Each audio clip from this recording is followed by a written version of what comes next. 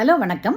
நம்ம ஒரு 4 முக்கியமான சைன் நம்ம உடம்புல ஹார்மோனல் டிஃபெக்ட் இருக்குங்கிறது கண்டுபிடிக்கணுன்னா 4 இம்பார்ட்டண்ட் சைன்ஸ் சொல்கிறேன். ஒன்று தூக்கமின்மை, ரைட்டா? மெலட்டோனின்ற ஹார்மோன் இம்பேலன்ஸ், அது சரியான செக்ரீஷன் இல்லைன்னா நல்ல தூக்கம் வராது. ராத்திரி ஃபுல்லாக முழிச்சிக்கிட்டே இருப்பாங்க, கொஞ்சம் தூங்குவாங்க, கொஞ்சம் முழிச்சுக்குவாங்க. ஸோ அந்த தூக்கம் சரியாக இல்லைன்னாலே அவங்களுக்கு அந்த மெலட்டோனின்ற ஹார்மோன் சரியாக ஒர்க் பண்ணலை, சரியாக செக்ரீட் பண்ணலன்னு அர்த்தம், ரைட்டா? அது ஒரு ஃபஸ்ட்டு சைன். இன்னொன்று டிஃபிகல்ட்டி இன் தி லூசிங் வெயிட். ஸோ அவங்கள ரொம்ப ஓவர் வெயிட்டாக இருக்காங்கன்னு வச்சுக்கோங்க, அவங்கள வெயிட் குறைக்க சொல்கிறோம். ஏன்னா நிறைய ஹார்மோன்ஸ் இம்பேலன்ஸ் ஆகிடுதுன்னு.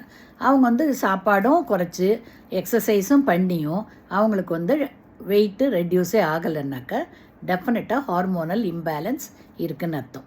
தைராய்டோ இல்லைனாக்கா பிசிஓடி ப்ராப்ளம் இதெல்லாம் இருக்குதுன்னு அர்த்தம். ஸோ சைமல்டேனியஸாக அதையும் நம்ம சரிப்படுத்தணுன்றது இண்டிகேஷன், ரைட்டா? டயபெட்டிஸும் அன்கண்ட்ரோல்டு டயபெட்டிஸ் இருந்தால் கூட அவங்க வெயிட் லூஸ் பண்ணாமலும் இருக்கலாம். அதனால் அது இமிடியேட்டாக அவங்க போய் செக் பண்ணிக்கணும். அடுத்தது கெஃபீன் அடிக்ஷன், காஃபி அடிக்ஷன் இருக்கும். அவங்க ரொம்ப காஃபி அடிக்கடி சாப்பிட்டுக்கிட்டே இருப்பாங்க, ரைட்டா? அதுவும் அவங்களுக்கும் சம் ஹார்மோனல் இம்பேலன்ஸ் இருக்குதுன்னு அர்த்தம். அந்த காஃபி அடிக்ஷனும் குறைக்கணும், அண்ட் என்ன ஹார்மோன் டிஃபெக்ட் இருக்குதுன்னு கண்டுபிடிச்சி அதையும் சரிப்படுத்தணும், ரைட்டா? இது மட்டும் இல்லாமல் ஃபைனலாக அவங்களுக்கு ஓவர் ஹேர் ஃபால் இருக்கும், முடி கொட்டிக்கிட்டே இருக்கும், ரைட்டா?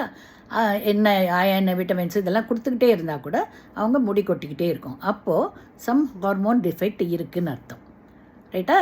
இந்த male and female hormones proportion குறைஞ்சோ இன்க்ரீஸ் ஆகவே இருக்கலாம் பிசிஓடின்ற ப்ராப்ளமில்.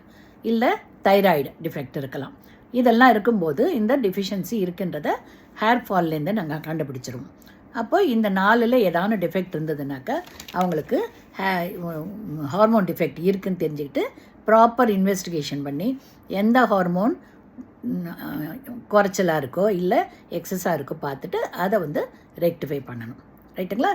இந்த 4 இம்பார்ட்டண்ட் சைன்லேயே நாங்கள் மெஜாரிட்டி ஆஃப் ஹார்மோனல் இம்பேலன்ஸை கண்டுபிடிச்சிருவோம்.